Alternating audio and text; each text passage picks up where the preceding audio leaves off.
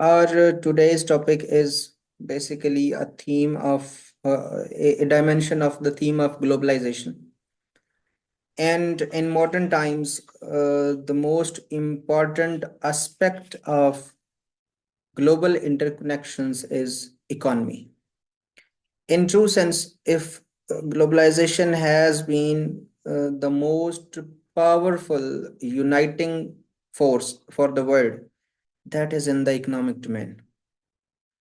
And in modern times, when we say uh, that globalization is facing challenges, that the world that the world has shown backlash against globalization, or this is an era of deglobalization or challenges to globalization, that actually means that the most important discussion of backlash against globalization again is of economic nature.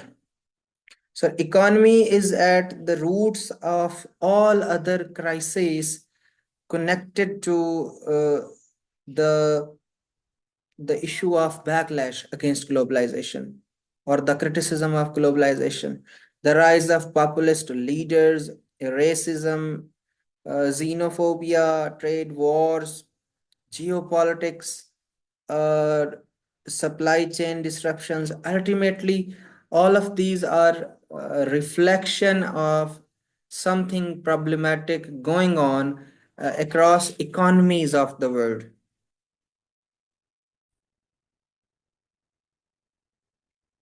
So, पहला fact कि global manufacturing 20% decline हुआ due to कोविड-19। फिर IMF की report है 2023 में, उसके मुताबिक 2022 में इन्फ्लेशन रेट्स 4.3% इंक्रीज हुए ग्लोबली। ग्लोबल जो इन्फ्लेशन रेट है उसमें 4.3% का इंक्रीज हुआ 2022 में, और ये रिपोर्ट पब्लिश हुई है 2023 में आईएमएफ की। उसके बाद ये 2023 में जो ग्लोबल इकोनॉमिक स्लो डाउन थी, ओवरऑल जो दुनिया की इकोनॉमीज में एक स्लो डाउन हुई है ग्लोबली, क्योंकि इकोनॉमीज इंटरकनेक्टेड हैं, तो एक कंट्री में मसला होगा तो बाकी भी दुनिया में इश्यूज हो जाएंगे ओवरऑल। और इतनी ज़्यादा इंटीग्रेटेड हैं स्टेट्स इकोनॉमिकली कि फिर अगर कोई इशू हुआ है, डिसरप्ट हुई है सप्लाई चेन, तो फिर ग्लोबल इकोनॉमिक स्लो डाउन हुई है, और वो हुई है 1.5% 2023 में। फिर OECD 2023 की रिपोर्ट है ये भी, कि जो मैन्युफैक्चरिंग कॉस्ट्स हैं, किसी भी चीज़ को मैन्युफैक्चर करने की जो कॉस्ट है, उसमें 5 to 10% इंक्रीज हुआ है due to supply chain crisis. Cost of manufacturing उसमें 5 to 10% इंक्रीज हुआ है। और कौन से की सेक्टर्स हैं? Electronics, automotive and consumer goods including pharmaceuticals. फिर मिकेन्जे एंड कंपनी 2022 की रिपोर्ट है, उसके अकॉर्डिंग जो वर्ल्ड की जो मेजर ऑटोमोटिव मैन्युफैक्चरर्स हैं, उनकी प्रोडक्शन टाइमलाइंस में 90% का डिले हुआ है। ये एक बहुत बड़ा प्रॉब्लम है कि आपकी प्रोडक्शन अगर डिले हो गई तो पूरी इकोनॉमिक एक्टिविटी डिसरप्ट हो जाती है।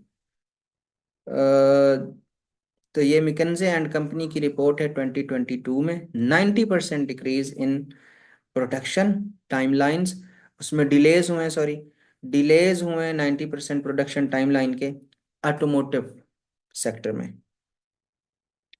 फिर इंटरनेशनल लेबर ऑर्गेनाइजेशन की रिपोर्ट है 2022 की,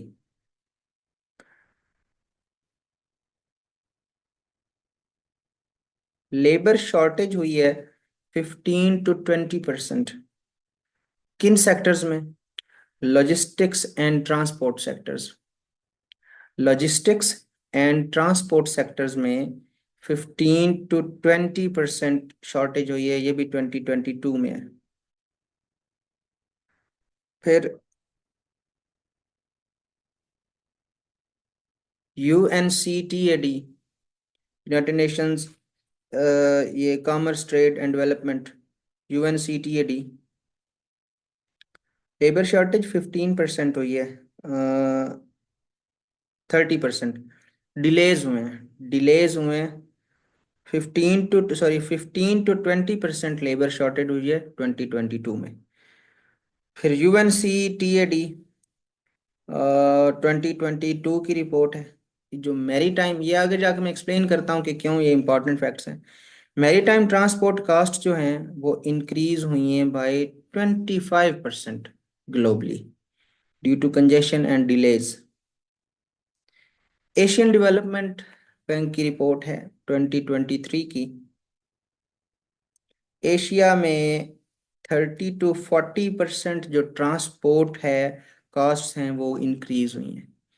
increase of 30 to 40% in transport costs SAARC region में due to issues of infrastructure जो कंस्ट्रेंट्स हैं उसकी वजह से ट्रांसपोर्टेशन कास्ट में 30 to 40% इजाफा हुआ है सार्क में।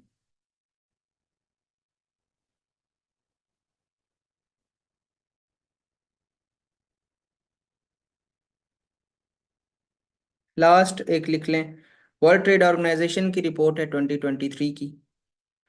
उसके अकॉर्डिंग 30% ऑफ जो ग्लोबल कंपनीज हैं they are exploring regional trade partnerships, क्योंकि ग्लोबल सप्लाई चेन तो डिसरप्ट होके रह गई। तो रीजनल ट्रेड पार्टनरशिप्स ढूंढ रहे हैं 30% of the global economies across the world. 30% of the global companies जो हैं वो रीजनल ट्रेड पार्टनरशिप्स ढूंढ रही हैं। ये भी 2023 की रिपोर्ट है। अब समझ लेते हैं सादा तरीन अल्फाज में कि सप्लाई चेन क्या है। असल में इसका मतलब ये है कि दुनिया की इकॉनमीज इंटरकनेक्टेड कैसे हैं। तो अगर आप देखें, अगर आप पूरे साइकिल की बात करें तो सबसे पहले तो आ गया कंज्यूमर। कंज्यूमर से स्टार्ट कर लेते हैं। फिर आ गया शेयर होल्डर्स जो किसी भी चीज़ की प्रोडक्शन में इन्वॉल्व हैं। Sales and product development, procurement, supplies, manufacturing, warehouse. या अगर राइट स्टार्ट लें इसका, इस साइकिल जहाँ से शुरू होता है तो मैन्युफैक्चरिंग से स्टार्ट ले लेते हैं। सबसे पहले किसी चीज़ की मैन्युफैक्चरिंग होती है, फिर वेयर हाउसेस चाहिए जहाँ पे उसकी स्टोरेज होती है, फिर एक पूरा निज़ाम चाहिए उस चीज़ को, लॉजिस्टिक्स का एक पूरा निज़ाम चाहिए जिससे उसको डिलीवर किया जाता है, कंज्यूमर्स तक पहुँचती है। हर इंडस्ट्री में कोई भी जो मैन्युफैक्चरर है वहाँ पे एक सेल्स का एक पूरा डिपार्टमेंट है, फिर हर जगह प्रोक्योरमेंट का एक अलग डिपार्टमेंट है। जो बहुत बड़े लेवल की इंडस्ट्रीज हैं वहाँ पे डिमांड मैनेजमेंट बहुत ज़्यादा ज़रूरी है कि कितनी चीज़ रिक्वायर्ड है, कितना रॉ मटेरियल रिक्वायर्ड है, कितने किसी चीज़ के पीसेस रिक्वायर्ड है। प्रोक्योरमेंट हर जगह बहुत ज़्यादा इस डिपार्टमेंट का रोल है। फिर सप्लाईज का अलग डिपार्टमेंट है। तो इस तरह कहने का मतलब यह है कि हर चीज स्पेशलाइज हो चुकी है। आपकी प्रोडक्शन कोई और देख रहा है, उसकी शिपिंग कोई और कर रहा है, उसकी स्टोरेज कोई और कर रहा है, जो कितना मटेरियल चाहिए, कितनी डिमांड है उसको कोई और मैनेज कर रहा है। कंज्यूमर तक पहुंचने तक मल्टीपल प्रोसेसेस हैं जिनसे गुजर के एक प्रोडक्ट रॉ मटेरियल के एक्सट्रैक्शन से लेके एक फिनिश्ड प्रोडक्ट बन कर आगे से स्टोर होके आगे सप्लाई होने तक एक एक पूरी चेन चलती है जिसको हम कह देते हैं सप्लाई चेन। अब मसला ये है कि across the world supply chain जो है डिसरप्ट हुई है ड्यू टू मल्टीपल रीजंस। लेकिन पहले तो क्या होता था कि जो डेवलप्ड वर्ल्ड थी उसको रॉ मटेरियल की जरूरत होती थी तो चुप करके जाके उस इलाके को करते थे कॉलोनाइज, जितना मटेरियल रिक्वायर्ड होता था उतना निकाल लेते थे। अब दुनिया में ये बात जो है वो प्रोडक्शन कैपिटलिज्म के आने के बाद और इंडस्ट्रियल प्रोडक्शन के बाद इतनी ज्यादा इकॉनमी डाइवर्सिफाई हो चुकी है कि सिवाय चंद बहुत बड़ी स्टेट्स के इवन उनके भी बहुत ज्यादा कंस्ट्रेंट्स हैं। मतलब यूएस और चाइना के लिए भी ये पॉसिबल नहीं है कि वो हर चीज लोकली मैन्युफैक्चर करें, और उसकी एक चीज को मैन्युफैक्चर करने के लिए जितना भी रिक्वायर्ड जो रॉ मटेरियल है वो भी वहीं पे प्रोड्यूस हो, एक चीज की फिनिशिंग भी वहीं पे हो। अगर यूएस ने कहीं पे सप्लाई करनी है कोई चीज, यूएस ने कोई प्रोडक्ट बना लिया, उसको सप्लाई करना है, उसको फिर भी सप्लायर्स की जरूरत होगी, उसको लोकली भी चीजों को स्टोर करने की भी जरूरत होगी। तो सप्लाई चेन ना सिर्फ एक मुल्क में है बल्कि पूरी दुनिया में है। यानी इसका मतलब ये बिल्कुल भी नहीं है कि यूएस और चाइना के दरमियान ही आपस में कोई मसला हो तो फिर ही सप्लाई चेन डिसरप्ट हो रही है। मेरे अपने मुल्क में अगर कोई नेचुरल डिजास्टर आ गया है तो फिर भी सप्लाई चेन डिसरप्ट हो गई। तो हमने उन फैक्टर्स को एक्सप्लोर करना है जिनसे किसी भी तरह से पूरी दुनिया में प्रोडक्ट इंपोर्ट्स और एक्सपोर्ट्स किसी भी वजह से उनकी सप्लाई इफेक्ट हो रही है। सिंपली सप्लाई चेन ये है, एक चेन है, वो चेन कैसे इफेक्ट हो रही है और इसके इम्पैक्ट्स क्या हैं।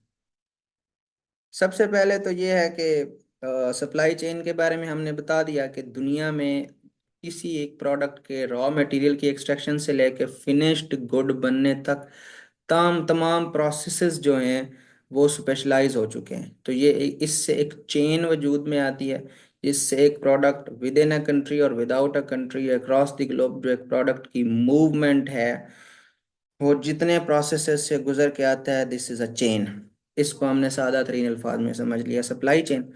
सप्लाई चेन की डिसरप्शन के काज क्या है? एक कोविड 19 पेंडेमिक। कोविड 19 के दौरान सबसे बड़ा तो इशू ये हुआ कि ट्रेवल पे भी रेस्ट्रिक्शंस लग गई। गुड्स की जो मूवमेंट्स हैं बॉर्डर क्लोजर की वजह से उस मूवमेंट पे भी रेस्ट्रिक्शंस लग गई। इस दौरान जितने वर्कर्स थे जो वेयर हाउस तक चीज़ें पहुंचाने वाले थे या वेयर हाउस से चीज़ें निकाल कर उनको ये बड़े बड़े जो कंटेनर्स हैं उनमें सप्लाई करने वाले थे, ये जहां जहां लेबर का इनपुट था, due to lockdowns labour restrictions, multiple ways से चीज़ों की जो है वो डिस्ट्रीब्यूशन रुकी। Basically it is manufacturing production distribution of the resources. तो सप्लाई चेन, तो डिस्ट्रीब्यूशन भी रुक गई, मैन्युफैक्चरिंग भी रुक गई। कोविड 19 का बहुत सीरियस इम्पैक्ट हुआ। सो इन फ्यूचर भी जब भी कोई इशू होगा पेंडेमिक्स वगैरह का, तो ये सप्लाई चेन डिसरप्ट हो सकती है। Labour shortage and work force disruption, ये बेसिकली इसी से रिलेटेड पॉइंट है। समटाइम्स ऐसा हुआ है, मिसाल के तौर पे उसने अब जो एग्जांपल दी है, क्योंकि वो एक दुनिया की सबसे बड़ी इकॉनमी है, तो उसमें अगर कोई एक इकॉनमी में भी कोई अगर इम्पैक्ट होगा तो उसकी रिवर्बेशंस जो हैं वो पूरी दुनिया में फेस की जाएंगी। तो यूएस में जो ट्रकिंग है या वो जितने भी सप्लायर्स थे जो एक जगह से दूसरी जगह पहुंचाते थे, इसमें बड़ा सडन डिक्रीज हुआ। तो इस वजह से वहाँ पे काफ़ी डिसरप्शंस आई चीज़ों की डिस्ट्रीब्यूशन में, एक जगह से दूसरी जगह पहुँचाने में। Geopolitical tensions and trade Wars, देखें जियोपॉलिटिकल टेंशंस का सबसे बड़ा तो इम्पैक्ट ये होता है कि एक कंट्री अपने जितने भी रूट्स हैं जहाँ से कोई चीज़ गुजर के जा रही है वो बंद कर देता है। ये काम किया था टर्किश एम्पायर ने यूरोप के साथ। और ये जो आपकी एज ऑफ एक्सप्लोरेशन शुरू हुई थी, एज ऑफ एक्सप्लोरेशन शुरू शुरू ही ऑटमन एम्पायर के इस एक्शन से था। ऑटमन एम्पायर ने यूरोप के लिए लैंड रूट ही बंद कर दिया था कि इंडिया के साथ और इसके आसपास जितने कंट्रीज हैं उनके साथ यूरोप ट्रेड कर ही नहीं सकता। इस वजह से फिर यूरोपियन कंट्रीज ने एक सी रूट ढूंढने की कोशिश की थी, जिससे फिर एक्चुअली सी रूट दरियाफ्त हुआ। तो जो भी पावरफुल कंट्रीज हैं वो अपनी एम्पायर से गुजरने वाले तमाम रूट्स बंद कर देते हैं। अब उसके आसपास जितनी वाटर बॉडीज हैं वो बंद कर देते हैं कि उनकी उनकी पोर्ट्स तक, उनकी उनके वाटर्स तक किसी को एक्सेस ही नहीं है। तो फिर उससे होता क्या है कि अगर वो अपने, क्योंकि कुछ जगह तक तमाम जो वाटर बॉडीज हैं उन पे एक कंट्री की सॉवरेंटी एक्सेप्ट की जाती है। तो अगर कोई कंट्री पावरफुल इनफ हो तो वो रोक देता है। ऑन दी अदर हैंड ये भी होता है कि एक कंट्री के लिए बाकी सारे कंट्रीज मिलके उसके ट्रेड रूट्स ब्लॉक करते हैं। अब ये इशू सी पैक के पीछे चाइना ने जितना ये जो सी पैक का सारा ये बेल्ट एंड रोड इनिशिएटिव है, इसके पीछे भी यही था कि इसका जहाँ जहाँ से इसकी सप्लाईज गुजरती थी, पायरेसी के अलावा इसके तकरीबन ऑलमोस्ट तमाम साउथ ईस्ट एशियन कंट्रीज के साथ आइलैंड्स के इश्यूज भी हैं, साउथ चाइना सी में बहुत ज़्यादा डिस्प्यूट्स भी हैं। तो वो डिस्प्यूटेड रीजन से उसकी सप्लाईज जो हैं वो सेफ नहीं थी। तो जियोपॉलिटिकल टेंशंस में सबसे पहली चीज जो होती है वो लेन्स ऑफ कम्युनिकेशन, चाहे वो सी लेन्स ऑफ कम्युनिकेशन हो या चाहे वो लैंड के थ्रू कम्युनिकेशन हो, वहां से जितने भी रूट्स हैं ट्रेड के वो ब्लॉक हो जाते हैं। उसके अलावा जियोपॉलिटिकल टेंशंस और ट्रेड वॉर्स में ये होता है कि अब बहुत जो पूरा यूरोप था और यूएस था, ये ताइवान और चाइना के ऊपर ये सेमीकंडक्टर्स के लिए बहुत ज़्यादा डिपेंडेंट थे। जितनी सेमीकंडक्टर इंडस्ट्री यूरोप में या अमेरिका में चल रही है, वो चाइना के ऊपर बहुत ज़्यादा डिपेंडेंट थे। इसी तरह बहुत सारी चीज़ों में चाइना यूएस के ऊपर या बाकी कंट्रीज के ऊपर डिपेंडेंट था। तो ये बात तो मैंने पहले की कि कोई भी कंट्री अब एक मुल्क के अंदर अपने अंदर वो तमाम कुछ प्रोड्यूस नहीं कर सकता। तो दुनिया एक दूसरे के ऊपर डिपेंडेंट तो है, बहुत सारी चीज़ों के ऊपर डिपेंडेंट है। टेक्सटाइल के लिए कहीं से अच्छा टेक्सटाइल आ रहा होगा, कहीं से, मतलब से एनीथिंग, वो उसकी प्रोडक्शन कहीं पे अच्छी होगी, बाकी दुनिया उसके लिए डिपेंडेंट होगी। तो जब ट्रेड वॉर्स होती हैं, एक दूसरे के ऊपर टैरिफ्स लग जाते हैं, तो अब जो जो एसेंशियल सप्लाईज हैं वो कंट्रीज एक दूसरे को सप्लाई कर ही नहीं रहे।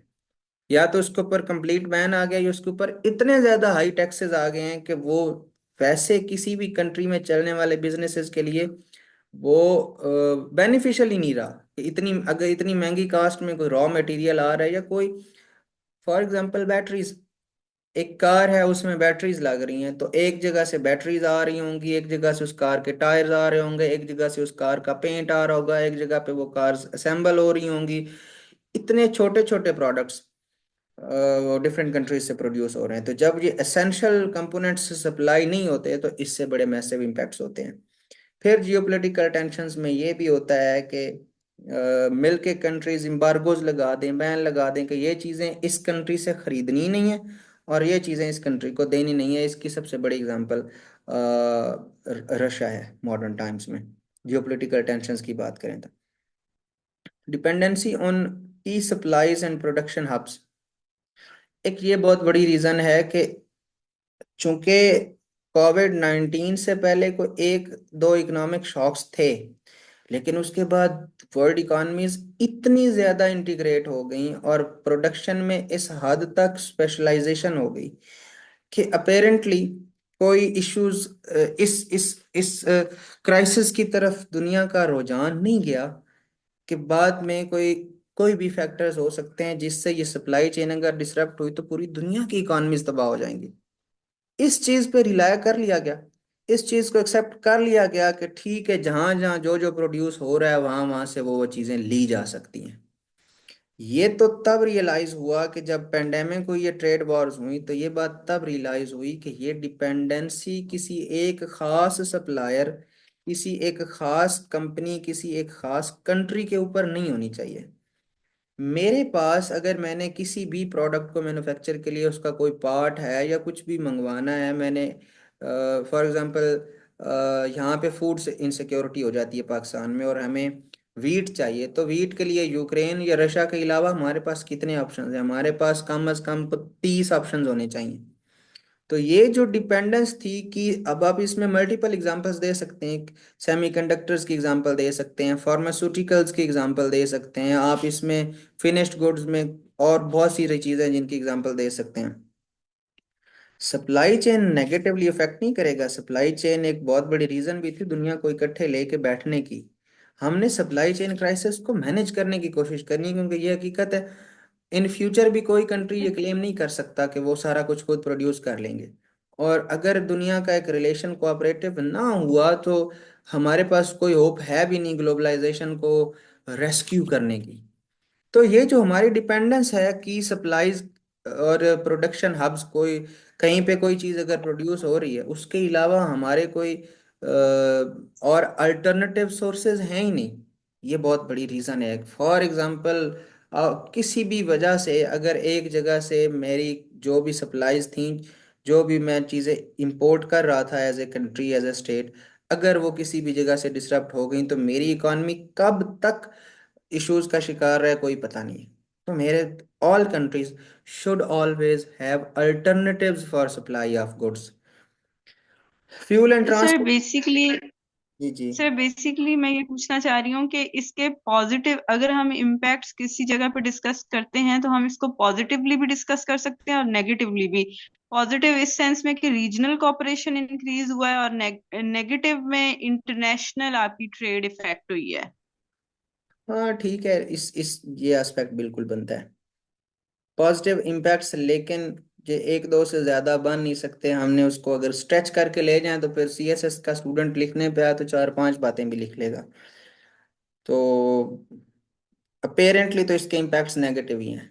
वो फिर बात अगेन इस तरफ डिस्कशन चली जाएगी कि अगर तो हम ग्लोबलाइज्ड वर्ल्ड में रहना ही नहीं चाहते, अगर तो हम इतना सेल्फ डिपेंडेंट होना चाहते हैं और इतना इंडिपेंडेंट होना चाहते हैं, तो फिर तो ठीक है, फिर तो ये बातें अच्छी भी लगेंगी। ये हकीकत है कि दुनिया नहीं इस तरह चल सकती। अभी चाइना भी जो भी मॉडल्स दे रहा है इकोनॉमिक कोऑपरेशन या इंटीग्रेशन के, अल्टीमेटली रीजनलाइजेशन की भी बात करें तो एक रीजन में भी बहुत सारे कंट्रीज होते हैं। ईयू जो है आपका वो रीजनलाइजेशन का ही बेसिकली एक मॉडल है, जिसको हम ग्लोबलाइजेशन कह देते हैं। ईयू ने क्या किया, रीजनलाइज किया ट्रेड को। तो हम इसके कोई पॉजिटिव इम्पैक्ट्स को अगर बहुत ज्यादा एक्सप्लोर ना करें तो यही बेहतर है। तो एक दो पॉइंट जरूर लिख सकते हैं। फिर fuel and transport cost fluctuations, इसका मसला ये है कि और जब भी फ्यूल की कास्ट बढ़ती है तो उससे फ्यूल के ऊपर सबसे पहले ट्रांसपोर्ट कास्ट बढ़ती है। फ्यूल से जिन जिन इंडस्ट्रीज में फ्यूल को यूज किया जा रहा होता है प्रोडक्शन के लिए, उन इंडस्ट्रीज की प्रोडक्शन रुक जाती है। फिर एक पूरा साइकिल चलता है, चीजें जो है वो इन्फ्लेशन बढ़ जाती है, प्राइस हाइक्स हो जाते हैं। ट्रांसपोर्ट सेक्टर से बहुत सारी चीज़ें कनेक्टेड हैं। मैन्युफैक्चरिंग सेक्टर फ्यूल पर डिपेंड कर रहा होता है, आपकी एनर्जी प्रोडक्शन, एनर्जी सप्लाईज, बहुत कुछ फ्यूल पर डिपेंड कर रहा होता है। तो जब ही फ्यूल या ट्रांसपोर्ट की कास्ट बढ़ती है तो small scale businesses, small states बहुत ज़्यादा अफेक्ट होते हैं। पाकिस्तान जैसे स्टेट में जहाँ फ्यूल की कॉस्ट इतनी बढ़ गई, उसमें स्मॉल बिजनेसेस तो बेड़ा गर्क हो गया उनका। तो नेचुरल डिजास्टर अब आप समझ सकते हैं, इससे ट्रेड रूट्स अफेक्ट हो सकते हैं, इससे वाइटल इंफ्रास्ट्रक्चर अफेक्ट हो सकता है, इससे जहाँ जहाँ से कोई चीज़ें सप्लाई होती हैं वो network of roads and railways affect हो सकता है, इससे जो आपकी प्रोडक्शन फैसिलिटीज़ हैं वो अफेक्ट हो सकती हैं, इससे जो स्टोरेज फैसिलिटीज़ हैं वो अफेक्ट हो सकती हैं। कहीं पे सैलाब आ गया, अर्थक्वेक्स आ गए हैं, तो एक दफ़ा सब कुछ अफेक्ट हो जाता है। तो नेचुरल डिजास्टर्स का ये रोल है कि ये production, distribution, storage, each and everything पे इफेक्ट होते हैं। ये किसी भी कंट्री की क्या कहते हैं, खरीदने की कैपेबिलिटीज पे भी, इंपोर्ट की भी कैपेबिलिटी पे भी इफेक्ट होते हैं, एक्सपोर्ट कैपेबिलिटी पे भी इफेक्ट होता है। Technological and infrastructure related constraints, बाकी दुनिया में अब ये बात बड़ी अच्छे तरीके से अंडरस्टैंड की जाती है कि अगर आपने, मतलब आप लोग इकॉनमी पे बात करते हैं, लेकिन जब स्पेसिफिकली ट्रेड पे बात की जाती है तो ट्रेड में ये डिस्कशन बहुत इंपॉर्टेंट हो जाती है कि अभी भी दुनिया का जो ट्रेड है ऑलमोस्ट 70 to 80% जो ट्रेड है वो तो सी के जरिए हो रहा है।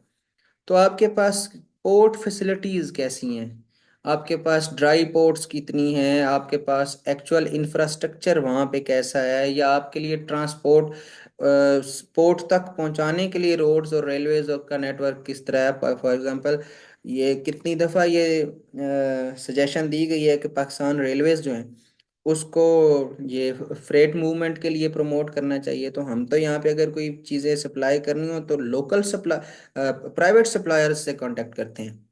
तो अगर स्टेट ओन्ड जो रिसोर्सेज हैं, स्टेट का अपना गवर्नमेंट की तरफ से जो इंफ्रास्ट्रक्चर है फॉर ट्रांसपोर्ट, ये जो आपका सी पैक है, इनडायरेक्टली तो ये या बीआरआई जो है, इनडायरेक्टली तो सिर्फ ये इस चीज की एफर्ट है कि एक कॉरिडोर हो जहां से स्पीडीली चीजें मूव कर सकें। नहीं, सप्लाई चेन के लिए ये इतना इंपॉर्टेंट है ट्रांसपोर्ट सिस्टम, जितना भी आपका जो भी नेटवर्क है जहाँ से डिस्ट्रीब्यूशन होती है आपके प्रोडक्ट्स की, चाहे वो रॉ मटेरियल है चाहे वो फिनिश्ड प्रोडक्ट्स हैं। तो टेक्नोलॉजी आपके पास कितनी है, आपका इंफ्रास्ट्रक्चर कैसा है, इस किस्म के कंस्ट्रेंट्स थर्ड वर्ल्ड में बहुत ज्यादा हैं। तो थर्ड वर्ल्ड में इस वजह से सप्लाई चेन अफेक्ट होती है। इफेक्ट्स अब इसके क्या हैं? इफेक्ट्स में इन्फ्लेशनरी प्रेशर्स, जब भी सप्लाई चेन इफेक्ट होती है तो उसमें मिसाल के तौर पे हमारे पास गंदम नहीं पहुंच रही, तो यहाँ पे इन्फ्लेशन बढ़ जाएगी, फूड इन्फ्लेशन बढ़ जाएगी, रोटी की कीमत बढ़ जाएगी। कोई भी चीज़ जो सप्लाई नहीं हो रही उसकी कीमत बढ़ जाएगी। सिंपल सी बात यह है कि किसी की शॉर्टेज होगी किसी चीज़ की, इन्फ्लेशनरी प्रेशर्स हैं, और फिर reduced purchasing power, delays in production and delivery timelines. इसका मैंने आपको फैक्ट बताया, जब भी सप्लाई चेन अफेक्ट हुई, प्रोडक्ट जो फॉर इसमें आप कार्स की एग्जांपल दे सकते हैं, इसमें आप बहुत सारी फार्मास्यूटिकल्स की एग्जांपल दे सकते हैं, सेल फोन्स की दे सकते हैं, लैपटॉप्स की दे सकते हैं, जितने भी ऑटोमोटिव इंडस्ट्री है उनकी रोबोट्स की एग्जांपल दे सकते हैं, बहुत सारी चीज़ें हैं। उनकी फिर प्रोडक्शन में और डिलीवरी टाइमलाइंस में बहुत सीवियर डिलेज आ जाते हैं। असल तो सप्लाई चेन है इसी चीज़ का नाम। अगर कंप्लीटली डिसरप्ट नहीं हुई तो सप्लाई चेन रुकी नहीं है सप्लाई, तो डिसरप्शन का मतलब ये भी है कि बहुत ज़्यादा डिले आ गया। स्मॉल एंड मीडियम एंटरप्राइजेस के ऊपर बहुत ज़्यादा स्ट्रेन आ जाती है। स्मॉल एंड मीडियम एंटरप्राइजेस के ऊपर इस वजह से स्ट्रेन आती है कि उनके पास वैसे ही रिसोर्सेज नहीं होते इतने। तो जब भी कभी इन्फ्लेशन बढ़ जाती है, ट्रांसपोर्टेशन की कॉस्ट बढ़ जाती है, जब भी कभी लोकली कोई चीज़ उन्हें अवेलेबल नहीं होती, क्लाइमेट चेंज हो जाता है, कोई नेचुरल डिजास्टर्स आ जाते हैं, वॉर लग जाती है, जियोपॉलिटिकल टेंशंस, तो they are left with very few options. जो बिग स्केल इंडस्ट्रीज हैं, जो बिग इंडस्ट्रीज हैं, उनके पास तो चले फिर कुछ ऑप्शंस होते हैं, कुछ डाइवर्सिफिकेशन होती है उनके पास। स्मॉल स्केल जो बिजनेसेस हैं, they are completely dependent on a few production hubs, and they have very limited resources for all important activities related to supply of goods। तो फिर इस वजह से जो स्मॉल एंड मीडियम एंटरप्राइजेज हैं वो बैडली अफेक्ट होते हैं। ग्लोबल इकोनॉमिक स्लोडाउन और इकोनॉमिक शॉक्स, अब इस चीज़ को आप बहुत अच्छे से एक्सप्लेन कर सकेंगे क्योंकि इकोनॉमीज हैं ही कनेक्टेड। तो जब भी सप्लाई चेन इफेक्ट होती है तो सीरियस किस्म के इकोनॉमिक शॉक्स आते हैं, इकोनॉमिक स्लोडाउन होती है। इकोनॉमिक इनइक्वालिटी, इसकी रीज़न यही है अगेन कि अब हर कंट्री तो उसके पास इतने रिसोर्सेज नहीं है। बिगर शॉक्स जो हैं, यूएस और चाइना तो फिर भी शॉक्स एब्जॉर्ब कर जाएंगे, पाकिस्तान जैसा कंट्री शॉक एब्जॉर्ब नहीं कर सकेगा। यहाँ पे इनइक्वालिटी बहुत ज़्यादा आ जाएगी। अब आप मतलब इस सिंपली ये देख लें कि यहाँ पे एक बंदे की परचेजिंग पावर क्या है या इकोनॉमिक रिसोर्सेज क्या है, और यूएस में या चाइना में क्या है। तो bigger state have got options, small states के पास, अफ्रीका की बात कर लें, लैटिन अमेरिका की बात कर लें, तो स्मॉल स्टेट्स के पास ऑप्शंस बहुत कम बच जाते हैं। तो inter and intra state economic inequality आती है। इन्वायरमेंटल हैजर्ड इस वजह से इस तरह आते हैं कि जब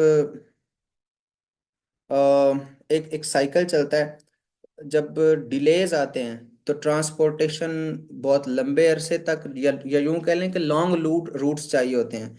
वही गुड्स एंड प्रोडक्ट्स जो किसी, फॉर एग्जांपल नेचुरल डिजास्टर आ गया, वही गुड्स एंड प्रोडक्ट्स जो बड़ी आसानी से मुझे किसी बड़े शॉर्ट रूट से अवेलेबल होने थे, उनके लिए एक बहुत लॉन्ग रूट लेना पड़ा। तो इस वजह से क्लाइमेट चेंज भी बढ़ता है। तो एक एक एक विशियस साइकिल चलता है। सॉल्यूशंस इसके क्या हैं? Supply resources and regional manufacturing. एक तो जो सप्लाई रिसोर्स, सॉल्यूशंस पे हम बात कर रहे थे, इसका पहला सॉल्यूशन तो फिर ये है कि अपनी जो सप्लाई रिसोर्सेज हैं उनको डाइवर्सिफाई किया जाए और रीजनल मैन्युफैक्चरिंग की जाए। आप में से जो स्टूडेंट्स यूरोपियन हिस्ट्री पढ़ रहे थे या ब्रिटिश हिस्ट्री जिन लोगों ने पढ़ी है, इससे पहले दुनिया में ये चलता रहा है, या जनरली जब ग्लोबलाइजेशन का, इस तरह से दुनिया ग्लोबलाइज्ड नहीं थी, मीन्स ऑफ कम्युनिकेशन इतने डेवलप्ड नहीं थे, तो फिर क्या होता था कि कंट्रीज में विद इन डिफरेंट रीजन्स ही ट्रेड होता था, और एक दूसरे के ऊपर तो जो है वो सैंक्शंस लगी हुई होती थी या ट्रेड बैन होता था एक कंट्री की। वैसे ही कह लें कि जो आपस में जिनका हॉस्टाइल रिलेशंस होते थे, उनके लिए ये वैसे ही एक नेशनल डिसऑनर की बात थी कि हम फलां चीज़, जो जर्मनी है वो ब्रिटेन से मंगवाए या फ्रांस जो है वो ब्रिटेन से मंगवाए। तो इनकी सारी पॉलिसी जो है वो मर्केंटलिस्ट थी, जिसमें आप कुछ चीजें ना किसी से लेते थे, ना ही कुछ चीजें देते थे किसी को। तो विद इन स्टेट्स ये होता था कि जो चीज़ें बलूचिस्तान में प्रोड्यूस हो रही हैं वो पंजाब को मिले, पंजाब से चीज़ें बलूचिस्तान में जाएं, इसी तरह के पी के। तो regional manufacturing with in states के अलावा ये भी हो सकता है कि दुनिया में कोई भी जो successful model of economic integration या कोऑपरेशन या इकोनॉमिक डेवलपमेंट रहा है वो तो रीजनलाइजेशन ही रहा है। ये एक यूनिवर्सली एक्सेप्टेड प्रिंसिपल है कि बजाय पाकिस्तान के कि पाकिस्तान जाके यूएस के साथ ट्रेड करे, उससे कहीं ज्यादा बेहतर है नेपाल और इंडिया से कर ले, कहीं ज्यादा बेहतर है बांग्लादेश भूटान से कर ले। इसी तरह हर रीजन लैटिन अमेरिकन स्टेट्स अपने, तो रीजनल लेवल पे चीजें मैन्युफैक्चर की जाएं। इससे ये जो बहुत लंबे सप्लाई चेन रूट्स हैं या बहुत ज्यादा डिपेंडेंस है दूर दराज के कंट्रीज के ऊपर, वो खत्म हो जाएगी। और अब अगर देखा जाए तो जब भी पाकिस्तान में फूड इन्फ्लेशन आती है, क्लाइमेट चेंज हुआ, पाकिस्तान में क्या हुआ कि हमने इंडिया से फूड आइटम्स नहीं लेने। इसी तरह और बहुत सारी चीजें हैं। तो अगर रीजनल लेवल पे मैन्युफैक्चरिंग हो और ख़ास तौर पे विद इन स्टेट्स मैन्युफैक्चरिंग हो चीज़ों की, और फिर आपके फिर इससे इसके बाद ये आता है कि पहली प्रायोरिटी तो ये हो कि आप रीजन से चीज़ें लें या विद इन स्टेट्स लें। उसके बाद ये है कि फिर एक दो जो सप्लायर्स हैं उनके ऊपर आपकी डिपेंडेंस ना हो, फिर मल्टीपल कंट्रीज से आप चीज़ें ले सकें। तो इस डिपेंडेंस को ख़त्म करने की ज़रूरत है, इससे सप्लाई चेन क्राइसिस जो है वो ख़त्म हो सकता है। टेक्नोलॉजी एंड ऑटोमेशन, उसमें आपकी ये सारी डायमेंशंस आ जाएंगी कि आपके पास पोर्ट फैसिलिटीज़ कितनी मॉडर्न हैं, आपके पास कितने जो ऑटोमोबिल्स हैं जिनके ऊपर आप लोडिंग कर सकते हैं अपने सारे मटेरियल्स की, वो कितनी। एक तो एस्पेक्ट आ गया सारा इंफ्रास्ट्रक्चर का कि डिस्ट्रीब्यूशन के लिए, ट्रांसपोर्ट के लिए कितना मॉडर्न इंफ्रास्ट्रक्चर है। दूसरे, investment in technology and automation. दूसरे लेवल पे फिर ये है कि आप जो है वो, अगर मतलब सप्लाई चेन का इशू तो वहां से राइज होता है। अब एक ही इंडस्ट्री है, अगर पाकिस्तान में कार इंडस्ट्री है तो क्यों ना एटलीस्ट कार इंडस्ट्री के रिलेटेड या फार्मास्यूटिकल इंडस्ट्री के रिलेटेड या कोई सेल फोन के रिलेटेड एटलीस्ट कोई एक सेक्टर तो ऐसा हो जिसके लिए तमाम रिक्वायर्ड प्रोडक्ट्स यहीं पे लोकली मैन्युफैक्चर हो। तमाम ना हो तो अगर हम टेक्नोलॉजी और ऑटोमेशन पे काम करें तो एटलीस्ट मल्टीपल जो कंपोनेंट्स हैं किसी एक चीज के वो तो लोकली मैन्युफैक्चर हों। तो ये टेक्नोलॉजी एंड ऑटोमेशन के ऊपर काम किए बगैर हो नहीं सकता। दूसरे नंबर पे फिर सप्लाई चेन में एक ये इंपॉर्टेंट बात है कि आपका जितना ह्यूमन इनपुट है, जब भी सप्लाई चेन क्राइसिस डिसरप्ट हुई, इसकी एक डिसरप्शन की रीजन तो लेबर फोर्स, ह्यूमन लेबर जो है। जब भी लॉकडाउन हुआ तो ह्यूमन लेबर जो है वो आपकी बैठ गई घर, तो सारा काम रुक गया। उसकी जगह रोबोटिक्स से काम लिया जा सकता था, सारा लोडिंग का, सप्लाई का। तो अगर रोबोटिक्स को यूज किया जाए, ऑटोमेशन का मतलब ये भी है, टेक्नोलॉजी और ऑटोमेशन का मतलब ये भी है कि रोबोटिक्स का यूज किया जाए तो ये जो लिमिटेशंस हो जाती हैं लेबर के रिलेटेड वो खत्म हो जाएंगी आपकी, या एटलीस्ट रिड्यूस हो जाएंगी। फिर labour policies and workforce resilience, labour policies and workforce resilience, इसको हमने स्ट्रेंथन करना है। इसका क्या मतलब है? जापान में फॉर एग्जांपल या दुनिया के किसी भी डेवलप्ड कंट्री में ये पॉलिसी होती है कि आपकी जो लेबर है उसको डिफरेंट रोल्स पे रोटेट किया जाता है। एक सिविल सर्वेंट है, उसको पैस है, पीएसपी है, ऑडिट एंड अकाउंट है, कोई भी डिपार्टमेंट है, तो एक सिविल सर्वेंट को मल्टीपल कैपेसिटीज में रोटेट करके उसको मल्टीपल असाइनमेंट्स दी जाती हैं, ताकि अगर ड्यू टू एनी रीजंस कोई ह्यूमन फैक्टर के इश्यूज हों भी, कोई आपके पास लेबर फोर्स के शॉर्टेजेस हों भी, तो आपके पास जो बची खुची लेबर है वो इस काबिल हो कि वो एटलीस्ट मल्टीपल काम कर सकती हो। तो लेबर फोर्स की रोटेशन की भी ज़रूरत है, लेबर फोर्स की उसको मल्टीपल वेज में ट्रेन करने की भी ज़रूरत है। उसको हमने उसकी हमने हेल्थ की भी, हेल्थ को भी अच्छा रखना है ताकि वो प्रोडक्टिव हो, वो रिजिलियंट हो। हमें लेबर फोर्स को इस तरह भी ट्रेन करना है कि उसको एक वर्क फ्रॉम होम वाला जो कल्चर आजकल पूरी दुनिया में चल रहा है, तो ये वर्क फ्रॉम होम वाले जो चीज़ है, इस बेसिकली आपने लेबर फोर्स को किसी स्पेसिफिक जगह पे बैठ के काम करने से बचाया है, ये डिपेंडेंसी खत्म की है। फॉर एग्जांपल अब यूके यूके में ये सिस्टम आ रहा है कि उन्होंने किसी स्पेसिफिक सेटिंग में सिर्फ 2 दिन काम करना होता है, बाकी डेज में वर्क फ्रॉम होम अलाउ हो चुका है। इसी तरह मल्टीपल स्टेट्स में ये चीज़ें हो रही हैं कि आपकी वर्क फोर्स रिजिलियंट हो, आपकी लेबर पॉलिसीज कंड्यूसिव हों, और आपकी लेबर फोर्स जो है वो मल्टीपल कामों के लिए ट्रेंड हो। उसके बाद है sustainable and green supply chain initiatives. इसमें क्या है, एक तो आप सारी वो डिस्कशन कि आप क्लाइमेट चेंज के जितने भी इश्यूज हैं ना उनको रिजॉल्व करें। दूसरे नंबर पे ये है कि आप सप्लाई में जितने भी आप इक्विपमेंट यूज कर रहे हैं वो आपका इक्विपमेंट इस तरह का हो कि वो ट्रेडिशनल फ्यूल्स ना यूज करता हो। आपका जो इक्विपमेंट है वो ग्रीन रिसोर्सेज पे चले।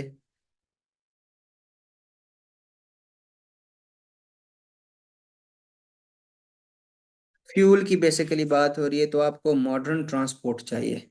उससे बहुत सारे इश्यूज रिजॉल्व हो जाएंगे, क्लाइमेट चेंज का इशू ही नहीं रहेगा।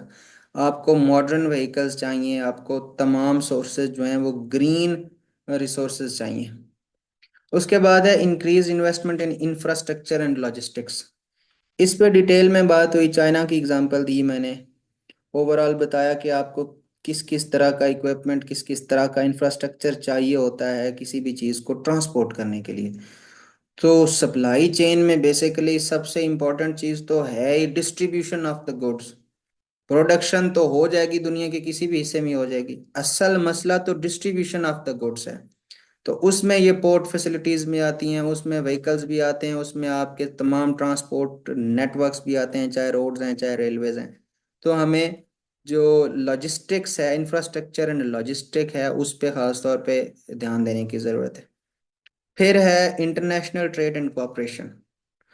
अब उसमें इसमें वो फैक्टर्स आ जाएंगे, ट्रेड वॉर्स को ख़त्म किया जाए, ये जो इम्बार्गोज की पॉलिसीज़ हैं इनको ख़त्म किया जाए, ये जो टैरिफ्स, हाई टैरिफ्स हैं इनको ख़त्म किया जाए, ये जो इकोनॉमिकली किसी भी स्टेट के एक्शंस हैं दूसरी किसी स्टेट को पनिश करने के, वो ख़त्म किए जाएं। फिर अगर कोई ट्रेड, कोई जियोपॉलिटिक्स चल भी रही है या कोई वॉर लाइक सिचुएशन चल भी रही है तो डिप्लोमेसी के चैनल्स जारी रहें कि आम आवाम अफेक्ट ना हो, एटलीस्ट फूड की सप्लाईज ना रुकें। इस तरह की चीज़ें, एसेंशियल जो आइटम्स हैं, आपकी क्लोथ्स हैं, आपकी मेडिसिन है, आपके फूड आइटम्स हैं, डेली यूजेज की चीज़ें हैं, एटलीस्ट मिसाल के तौर पे दुनिया में बहुत जगह पे ये बच्चों के लिए मिल्क यूज़ होता है। तो इस तरह की चीजें जो एसेंशियल आइटम्स हैं वो ना रुकें। अब ये जो गजा में जो कुछ हो रहा है, उन्होंने फूड की सप्लाईज के भी रोक दिए हैं, उन्होंने मेडिसिन की सप्लाईज भी रोक दी हैं, उन्होंने ये जो सर्जिकल इंस्ट्रूमेंट्स हैं इस तरह की सप्लाईज, ये जो ऑक्सीजन मास्क वगैरह मल्टीपल चीजें। तो जो एसेंशियल आइटम्स हैं, एटलीस्ट इतनी एक डिप्लोमेसी, इतना एक मल्टीलेटरलिज्म, इतने एक इंटरनेशनल जो ट्रेड को के रिलेटेड इंस्टीट्यूशंस हैं, जो जो बॉडीज हैं, उनकी डिप्लोमेसी इतनी एक स्ट्रांग होनी चाहिए कि किसी न किसी हाल में कोऑपरेशन जरूरी रहे, कोऑपरेशन जारी रहे। और बेहतर तो ये है कि ट्रेड वॉर्स को वैसे डिस्करेज किया जाए, because it is a matter of shared human, it is a shared matter of human progress, human welfare. तो ह्यूमैनिटेरियन कंसर्न्स पे हम जितना भी ट्रेड वॉर्स को मिनिमाइज कर सकते हैं उनको मिनिमाइज करें। फिर इसमें पब्लिक प्राइवेट पार्टनरशिप बहुत ज़्यादा ज़रूरी है। असल में किसी भी कंट्री में, मतलब यहाँ पे इसकी लॉजिक क्या होगी, किसी भी कंट्री में अगर इनोवेशन और टेक्नोलॉजिकल ग्रोथ की बात करें, ह्यूमन रिसोर्स की ट्रेनिंग की बात करें, इंडस्ट्रियल प्रोडक्शन की बात करें, छोटी सी मिसाल ले लेते हैं, पाकिस्तान में प्राइवेट सेक्टर की हेल्प के बगैर जो है वो गैस और ऑयल की सप्लाईज को एक्सप्लोर करना ही नामुमकिन है। पाकिस्तान के पास, स्टेट के पास रिसोर्सेज ही नहीं है कि ऑयल एंड गैस एक्सप्लोर कर सकें। इस तरह मल्टीपल चीजें, रॉ मटेरियल की प्रोडक्शन है, डिस्ट्रीब्यूशन है, मैन्युफैक्चरिंग है, उसमें प्राइवेट सेक्टर को जब तक आप इन्वॉल्व नहीं करेंगे तब तक ना ऑटोमेशन आएगी, ना रॉ मटेरियल आएगा आपके पास एक्सट्रैक्ट हो सकेगा, ना फिनिश्ड गुड्स बनेगी। तो जब अगर हम सेल्फ डिपेंडेंट होना चाहते हैं या किसी हद तक ये over dependence over other countries खत्म करना चाहते हैं, क्योंकि अगर ये ओवर डिपेंडेंस रही बाद में भी तो अगेन दुनिया में कभी भी कोई इशू आया, चाहे वो क्लाइमेट के रिलेटेड है, चाहे वो वॉर के रिलेटेड है, चाहे वो कोई और इशू है, चाहे वो लेबर शॉर्टेज है, चाहे पेंडेमिक्स हैं, तो ये तो इसी तरह इकोनॉमिक शॉक्स हम फेस करते रहेंगे। तो प्राइवेट सेक्टर को अगर हम इन्वॉल्व करें तो बहुत सारी चीज़ों में हम इम्प्रूवमेंट ला सकते हैं। इस वजह से पब्लिक प्राइवेट पार्टनरशिप ज़रूरी है। तो इस तरह हमने इकोनॉमिक ग्लोबलाइजेशन को देखा, दुनिया की इकॉनमीज किस तरह इंटीग्रेटेड हैं, उसकी हमने कुछ एग्जांपल्स ली, कार्स की एग्जांपल्स ली, सेमीकंडक्टर, फोन्स, ये बाकी बहुत सारी चीज़ों की एग्जांपल्स ली। किस तरह दुनिया की इकॉनमीज इंटीग्रेटेड हैं, सप्लाई चेन का मतलब क्या है, सप्लाई चेन डिसरप्ट किन फैक्टर्स से होती है, इसके इम्पैक्ट्स क्या हैं, इनको ठीक किस तरह किया जा सकता है। इनडायरेक्टली सप्लाई चेन की disruption is a product of deglobalization as well as a death for globalization. ये ग्लोबलाइजेशन कम हो तो सप्लाई चेन डिसरप्ट हो जाती है, सप्लाई चेन डिसरप्ट हो तो ग्लोबलाइजेशन अफेक्ट होती है। तो ग्लोबलाइजेशन का ये एक बहुत इंपॉर्टेंट एस्पेक्ट था जो अपेरेंटली अगर इस पे ना पढ़ा जाए तो लगता है कि पता नहीं क्या है, लेकिन इन फ्यूचर सप्लाई चेन को लेके कुछ भी आए, कुछ चाहे कंपल्सरीज में आए, ऐसे में आए, आपके किसी को ऑप्शनल्स में आ जाए, तो you need to understand this. अब क्लैरिटी के साथ, अब वो जियो पॉलिटिक्स के इम्पैक्ट्स आपसे पूछ लेता है, वो और रशिया यूक्रेन वॉर के इम्पैक्ट्स आपसे पूछ लेता है, वो ट्रेड वॉर्स की कोई डायमेंशन पूछ लेता है, वो डी ग्लोबलाइजेशन के कॉजेज पूछ लेता है, वो डी ग्लोबलाइजेशन के इम्पैक्ट्स आपसे पूछ लेता है, तो उसमें आप सप्लाई चेन मेंशन कर सकते हैं। So there are multiple areas जहाँ पे आप इस सप्लाई चेन की डिसरप्शन के कॉन्सेप्ट को यूज कर सकते हैं। Thank you. Any questions?